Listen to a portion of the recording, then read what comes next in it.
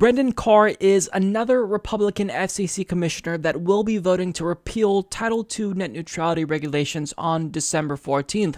And he was on CBS New York to talk about net neutrality recently.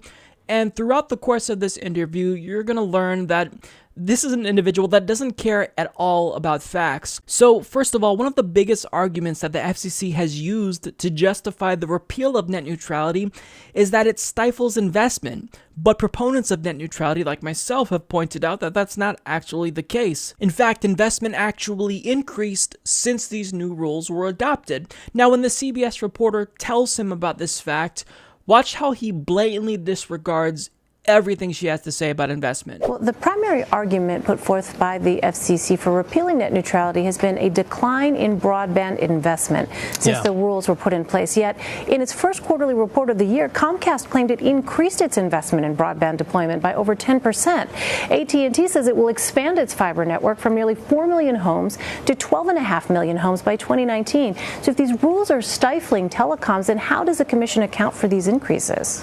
Yeah, it's a good question. There's actually two issues here. One is there's a pure legal question, which is internet access service a Title I service under the Communications Act or a Title II service? That legal determination is sort of different from these policy debates and from the debates about investment.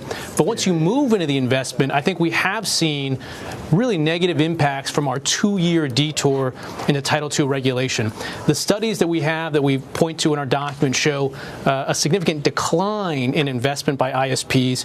We have affidavits from dozens of smaller broadband providers that specifically talk about the new deployments that they were going to do that they pulled back on because of Title II. And we walk through some examples of innovative new services that ISPs have kept on the shelf as a result of Title II. A lot of studies that look at sort of the increased investment that they claim, they take into account investments made in Mexico or investments made in services that are not Title II services. So I think the studies that we're looking at show a decrease in investment, and that's a problem when you talk about needing to get more investment to get more broadband, more competition to more consumers. So notice how when he was initially asked that question, the first thing he tries to do is change the subject. He started talking about, oh, well, this is a legal question.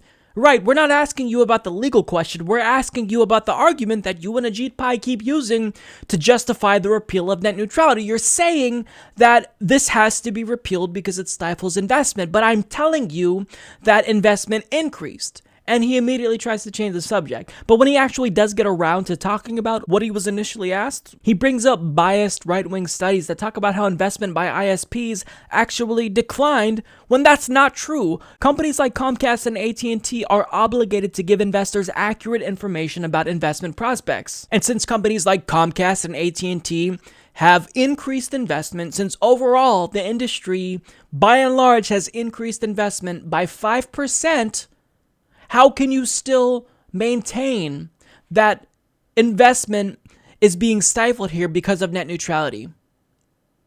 It makes no sense whatsoever, but I mean, he just brazenly rejected everything she said. He disregarded the facts and went on to parrot the same exact claim that ISPs wanted him to parrot about how Title II net neutrality regulations hurt investment, yada, yada, yada.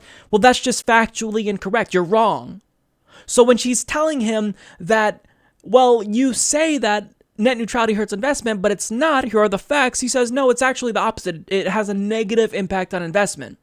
So it doesn't matter what facts you provide him with, he's going to tell you that the opposite is true. But she also asked him about throttling, and he did the same type of mental jiu-jitsu and dodging in order to avoid reality yet again. We've already seen examples of service providers blocking, throttling, or offering preferential treatment to particular sites or services. For example, Verizon throttling Netflix's content over their networks. What is your view of those kinds of practices? Are they anti-consumer? And if so, how will the Commission guard against those kinds of practices? Oh, I don't think ISPs should be engaging in blocking or conduct like that.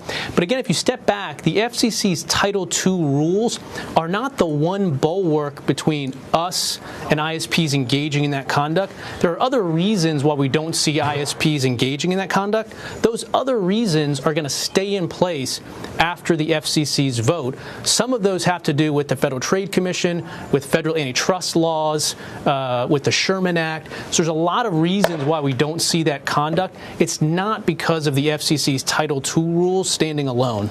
Oh, I don't personally think that ISPs should be able to block or throttle content that they don't like, but I still think it's really important that I empower them to have that ability just in case they want to throttle content that they don't like. If you just stop and think about his argument for a couple of seconds, you'll realize that it doesn't make any sense at all. Because if you don't think that internet service providers should be throttling content they don't like, then why do you find it necessary to roll back regulations that prevent them from doing just that? It doesn't make any sense now, does it? If Title II regulations aren't the biggest protections we have against anti-competitive behavior from large internet service providers, then why are they spending so much money lobbying to kill it? And furthermore, if there are other rules on the books that protect net neutrality, what makes him think that internet service providers won't lobby to kill those as well? So if he doesn't believe that internet service providers should be able to block or throttle content that they don't like, then why wouldn't you want to keep as many regulations on the books as possible? Because he doesn't care what they do. He was given orders from the industry he came from, and he's doing exactly what they want him to do, so that way when he leaves the FCC, he can get hired back at these companies. That's what this is about. And really, I'm giving him too much credit in accepting that there are other net neutrality laws that will prevent them from doing any throttling or blocking of content. Net neutrality is the biggest safeguard against throttling and blocking that we have. And look, this isn't just a partial repeal of net neutrality. They're not chipping away at net neutrality. This is a full repeal of net neutrality. You can actually read the order on the FCC's website. They are fully repealing net neutrality, and they're blocking states from implementing their own net neutrality rules. So he might claim that he doesn't want internet service providers to be able to block or throttle content, but he's doing everything he can to make sure they have the power to block and throttle content. So this guy does not care about the facts. He doesn't even care how ridiculous he looks as he brazenly lies through his teeth. He doesn't care how obvious it is that he's lying. All he cares about is doing what he was sent to the FCC to do. Destroy net neutrality so that way Comcast, Verizon, and AT&T make billions of dollars, potentially trillions in profit by ripping us off even more and censoring content that they don't like. Support this podcast by becoming a patron at patreon.com/Humanist Report.